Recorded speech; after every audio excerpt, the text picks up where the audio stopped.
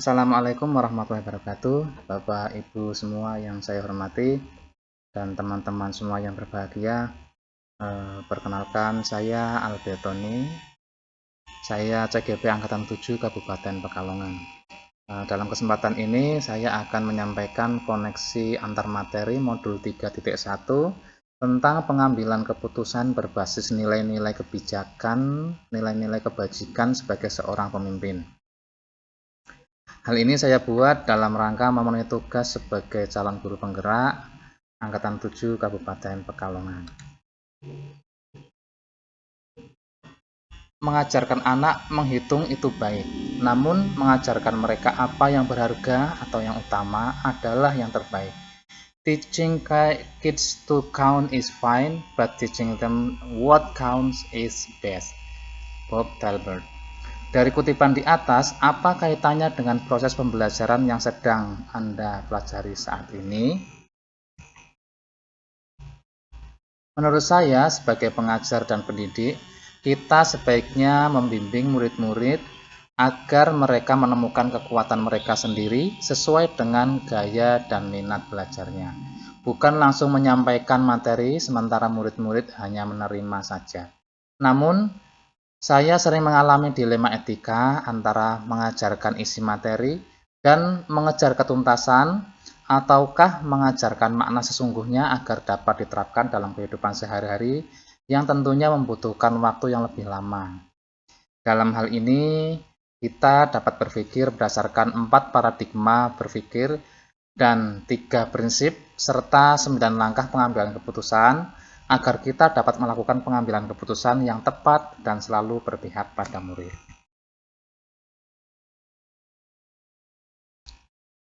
Bagaimana filosofi Ki Hajar Dewantara dengan Patra Triloka memiliki kaitan dengan penerapan pengambilan keputusan sebagai seorang pemimpin? Patra Triloka Ki Hajar Dewantara yang seperti kita kenal selama ini terdiri atas 3, yaitu Ing Ngarsa Sung Tulodo, Ing Madya Mangunkarsa, dan Tutwuri Handayani. Ketiganya ini kita gunakan sebagai dasar kita dalam kegiatan sehari, terutama dalam dunia pendidikan. Ing Ngarsa Sung Tulodo dapat kita artikan sebagai seorang pemimpin pembelajaran. Kita harus memberikan teladan yang baik dalam mendidik murid-murid kita, terutama dalam keseharian. Kita berikan contoh-contoh yang baik kepada mereka agar mereka setidaknya memiliki pandangan, memiliki panutan yang dekat dengan mereka. Selanjutnya, Ing Madya Mangunkarsa, kita juga harus bisa memberikan motivasi agar murid-murid kita itu tetap semangat meraih apa yang dicita-citakan, meningkatkan kompetensinya sehingga mereka mendapatkan apa yang mereka inginkan, sehingga mereka dapat diterima di masyarakat dan dapat meraih kesejahteraan setinggi-tingginya, baik di dalam diri pribadi maupun dalam lingkungan masyarakat. Selanjutnya, Tutwuri Handayani sebagai pendidik, kita juga harus mampu memberikan dukungan sehingga murid-murid kita itu dapat mengembangkan kemampuannya dengan baik. Seperti yang telah saya sampaikan tadi dengan tujuan yang sama. Selanjutnya, bagaimana nilai-nilai yang tertanam dalam diri kita berpengaruh kepada prinsip-prinsip yang kita ambil dalam pengambilan suatu keputusan. Dalam pengambilan suatu keputusan, sangat dipengaruhi oleh nilai-nilai yang tertanam dalam diri kita. Pada proses pengambilan keputusan, kita mengenal 3 prinsip yang meliputi berpikir berbasis hasil akhir atau ends-based thinking. Yang kedua, berpikir berbasis peraturan atau rule-based thinking. Dan yang ketiga adalah berpikir berbasis rasa peduli, care-based thinking. Prinsip-prinsip yang kita ambil dalam pengambilan suatu keputusan tentunya berkaitan dengan nilai-nilai yang tertanam dalam diri kita. Guru dalam memberikan pelayanan dan pembelajaran juga harus memiliki rasa empati terhadap murid, agar murid memiliki rasa terbuka dan berminat terhadap pembelajaran yang kita berikan. Hal ini merupakan salah satu prinsip berpikir berbasis rasa peduli atau care-based thinking. Maka penting untuk memupuk nilai-nilai positif dalam diri kita yang nantinya akan menjiwai setiap keputusan yang kita ambil.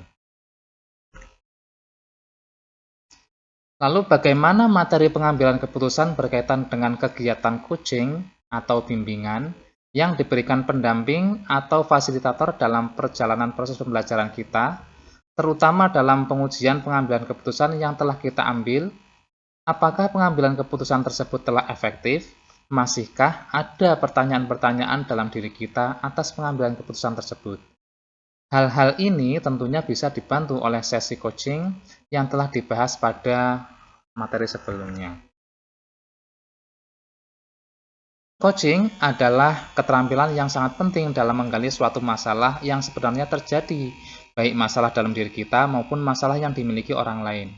Dengan langkah coaching Tirta, kita dapat mengidentifikasi masalah-masalah apa yang sebenarnya terjadi dan membuat pemecahan masalah secara sistematis.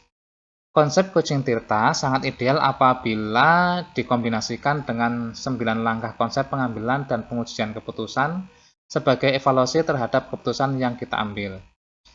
Pembimbingan yang telah dilakukan oleh pendamping, praktik, dan fasilitator telah membantu saya berlatih mengevaluasi keputusan yang telah saya ambil. Secara umum, proses coaching merupakan kegiatan kemitraan antara coach dan coachee yang membantu coachee untuk membuat keputusan yang tepat terhadap masalah yang dihadapi. Tahap demi tahap proses coaching dari segi tujuan, masalah, rencana aksi, dan berisi pertanyaan-pertanyaan reflektif, terbuka, dan efektif yang bisa menggali potensi coachee pada proses pengambilan keputusan. Terutama 9 langkah pengambilan keputusan dan pengujian keputusan bisa dijadikan sebagai panduan coach untuk mengarahkan coachee pada pengambilan keputusan yang efektif. Selanjutnya, bagaimana kemampuan guru dalam mengelola dan menyadari aspek sosial emosionalnya akan berpengaruh terhadap pengambilan suatu keputusan, khususnya masalah dilema etika. Dasar pengambilan keputusan adalah nilai-nilai kebajikan yang tidak bertentangan dengan dilema etika atau bujukan moral. Dalam proses mengelola aspek sosial dan emosional dalam pengambilan keputusan, maka diperlukan teknik mindfulness atau kesadaran penuh, hadir sepenuhnya dalam masalah yang dialami, dan mampu memahami tujuan pembelajaran sosial emosional, sehingga diharapkan proses pengambilan keputusan dapat dilakukan secara sadar penuh atau mindfulness. Terutama sadar dengan berbagai pilihan, konsekuensi yang akan terjadi, dan meminimalisir kesalahan dalam pengambilan keputusan. Kesadaran akan aspek sosial emosional di saat pengambilan keputusan juga dapat menekan perilaku seseorang pendidik, terutama saat dihadapkan permasalahan yang mengandung dilema etika. Di saat guru dihadapkan pada kasus tertentu yang menurutnya untuk memberi keputusan, mekanisme otak akan mengarahkan diri untuk berhenti, kemudian menarik nafas panjang, hingga memberikan waktu untuk memahami dengan baik kasus yang dihadapi. Guru juga akan mencari tahu apa yang dirasakan murid dan mau mendengarkan dengan penuh perhatian. Kasus dilema etika seperti yang tersebut di sini adalah apabila suatu masalah itu benar melawan dengan masalah lain yang juga benar, itu merupakan kasus dilema etika ya teman-teman. Selanjutnya, bagaimana pembahasan studi kasus yang fokus pada masalah moral atau etika kembali kepada nilai-nilai yang dianut seorang pendidik. Pada pembahasan studi kasus yang berfokus pada masalah moral atau etika, diperlukan kesadaran diri dan keterampilan berhubungan sosial untuk mengambil keputusan. Kita dapat menggunakan 9 langkah konsep pengambilan dan pengujian keputusan, terutama pada uji legalitas untuk menentukan apakah masalah tersebut termasuk bujukan moral, yang berarti benar versus salah, ataukah dilema etika, yang merupakan permasalahan benar versus benar. Apabila permasalahan yang dihadapi adalah bujukan moral, maka dengan tegas sebagai seorang guru, kita harus kembali ke nilai-nilai kebenaran. Selanjutnya, apabila masalah tersebut merupakan dilema etika, maka kita dapat melakukan uji dengan berdasarkan 9 langkah pengujian keputusan yang baik. Bagaimana pengambilan keputusan yang tepat? Tentunya berdampak pada terciptanya lingkungan yang positif, kondusif, aman, dan nyaman. Pengambilan keputusan yang tepat tentu akan berdampak pada terciptanya lingkungan yang positif, kondusif, aman, dan nyaman. Kondisi tersebut adalah kondisi yang kita inginkan, maka untuk melakukan perubahan diperlukan suatu pendekatan yang sistematis. Dalam hal ini, kita menggunakan pendekatan inquiry apresiatif Bagja untuk melakukan perubahan ke arah yang lebih baik. Namun jika dalam pengambilan keputusan terjadi kesalahan, maka akan berdampak buruk bagi organisasi atau lembaga tersebut.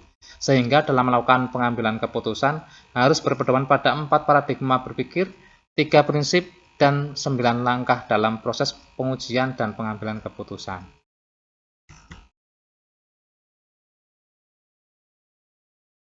Apakah tantangan-tantangan di lingkungan Anda untuk dapat menjalankan pengambilan keputusan terhadap kasus-kasus dilema etika ini? Adakah kaitannya dengan perubahan paradigma di lingkungan Anda? Tantangan yang dialami adalah terkadang merasa kesulitan dalam mengambil keputusan karena mengandung nilai-nilai yang sama-sama benar. Kesulitan yang dihadapi saat memutuskan perkara dilema etika kembali pada paradigma yang dipilih, karena hal ini berkaitan dengan nilai-nilai kebajikan yang dianut.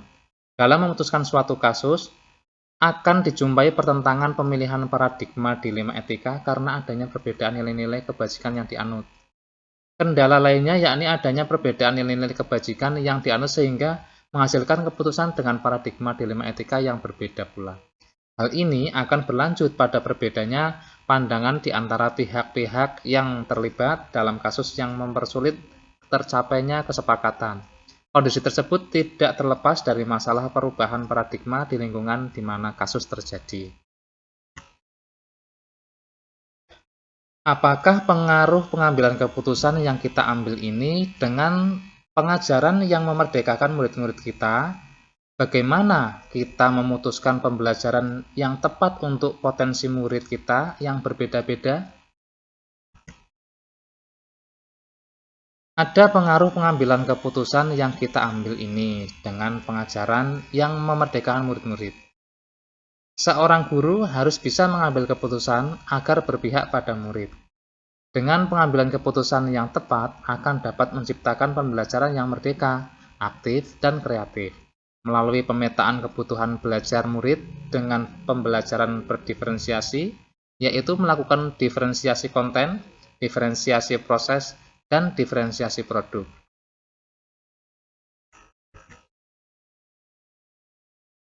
Lalu bagaimana seorang pemimpin pembelajaran dalam mengambil keputusan dapat mempengaruhi kehidupan atau masa depan murid-muridnya? Guru adalah pemimpin pembelajaran sebagai pamong yang diibaratkan seorang petani yang menyemai benih. Benih tersebut dapat tumbuh subur apabila dirawat dan dijaga dengan baik. Demikian juga dengan murid, seorang guru bertanggung jawab untuk mengembangkan potensi yang dimiliki murid sebagaimana petani yang menyemai benih untuk mendapatkan hasil yang baik, sehingga setiap keputusan guru akan berpengaruh pada masa depan murid tersebut. Apakah kesimpulan akhir yang dapat Anda tarik dari pembelajaran modul materi ini dan keterkaitannya dengan modul-modul sebelumnya? Sebagai seorang pemimpin pembelajaran dalam melaksanakan pengambilan keputusan, harusnya kita berdasarkan pada filosofi Ki Hajar Dewantara dan nilai-nilai kebajikan universal di mana dalam pelaksanaannya seorang pemimpin pembelajaran harus berpegang teguh pada nilai-nilai dan peran guru penggerak.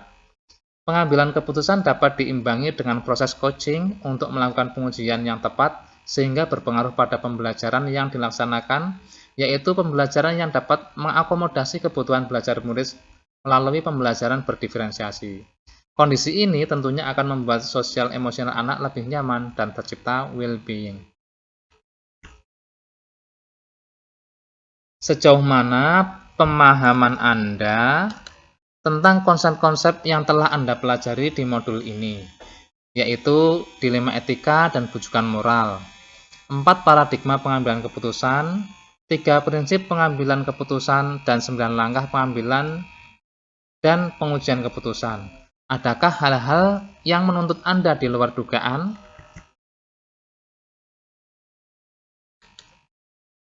Setelah mempelajari modul ini, saya dapat membedakan antara dilema etika dan bujukan moral, di mana dilema etika merupakan situasi di mana terjadi pertentangan dua kebenaran atau benar versus benar. Sementara bujukan moral adalah situasi di mana terjadi sebuah pertentangan benar lawan salah.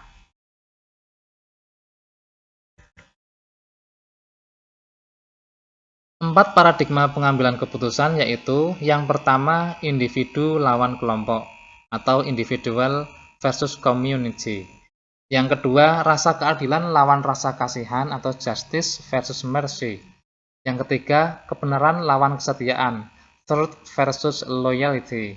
Dan yang keempat jangka pendek lawan jangka panjang atau short term versus long term. Dari empat paradigma pengambilan keputusan ini biasanya kita mengalami dilema antara individu lawan kelompok, rasa keadilan lawan rasa kasihan, kebenaran lawan kesetiaan, jangka pendek lawan jangka panjang. Biasanya ini seringkali kita jumpai dalam melaksanakan tugas kita sebagai guru ya teman-teman. Selanjutnya 3 prinsip pengambilan keputusan yang telah saya pelajari, yaitu yang pertama berpikir berbasis hasil akhir atau end-based thinking, di mana kita ini berpikir menurut hasil akhirnya, bagaimana nanti hasil akhirnya setelah saya ambil keputusan seperti ini. Yang kedua berpikir berbasis peraturan, rule-based thinking. Ini kita berdasarkan pada pengambilan keputusan itu berdasarkan peraturan yang ada, bagaimana keputusan yang akan saya ambil ini apakah bertentangan dengan peraturan yang ada atau tidak.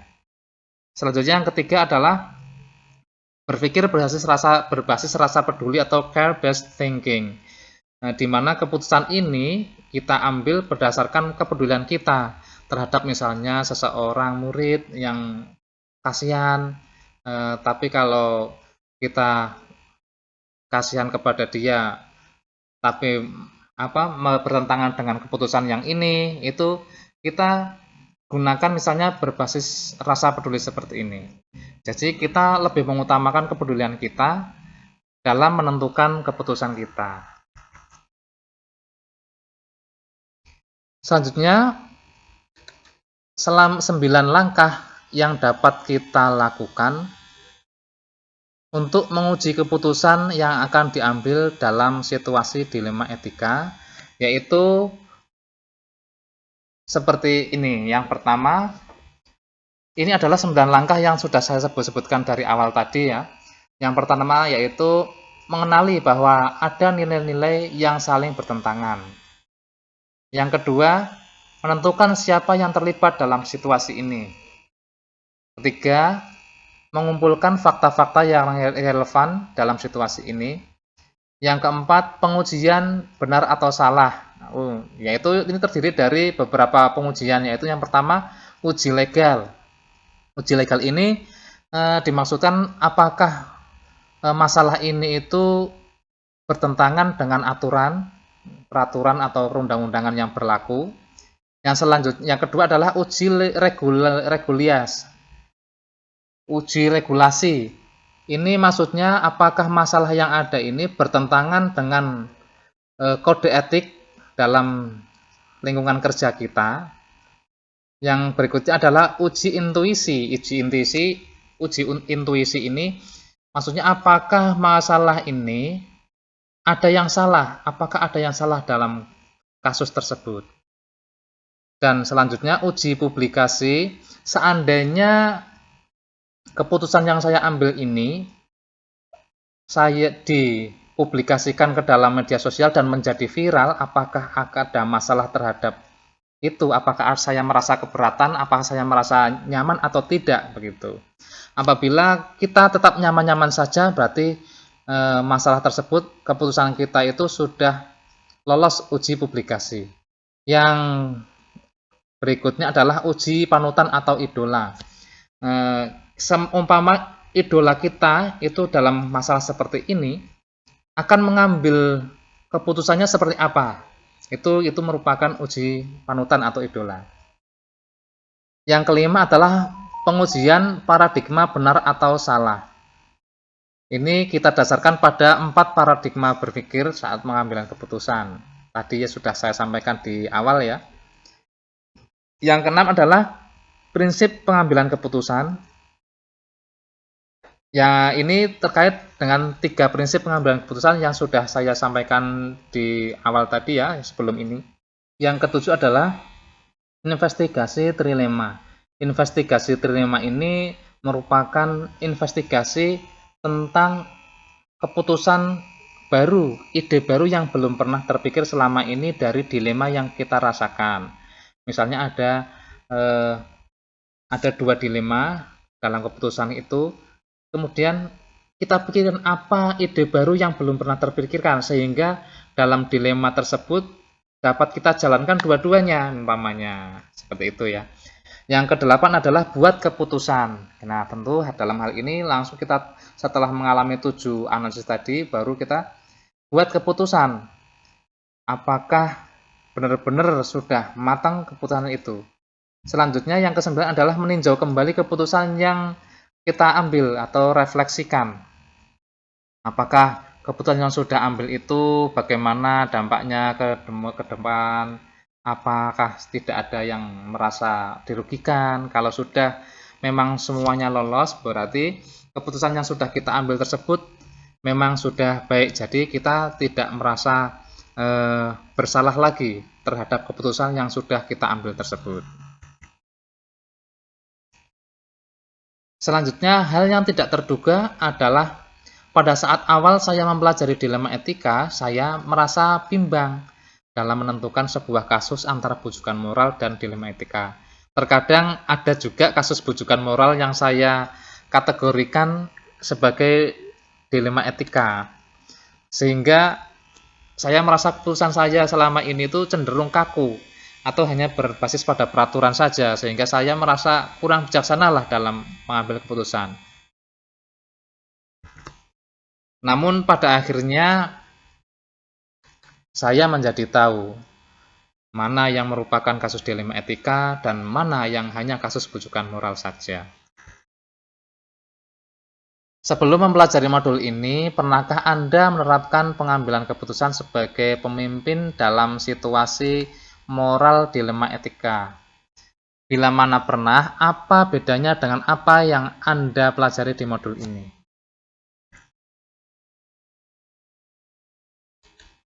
Sebelum mempelajari modul ini, saya mengalami situasi moral dilema. Namun saya belum mengetahui bahwa yang saya alami ini termasuk kasus dilema etika. Dalam pengambilan keputusan hanya dengan mendengarkan hati nurani lah. Hanya berdasarkan apa yang saya pahami saja. Bedanya setelah mempelajari adalah ternyata untuk mengetahui masalah saya termasuk dilema etika ini, kita dapat menerapkan 4 paradigma, 3 prinsip, dan 9 langkah pengambilan keputusan. Agar yang diambil tepat dan keputusan yang saya ambil itu tepat dan tidak merugikan pihak-pihak yang lain.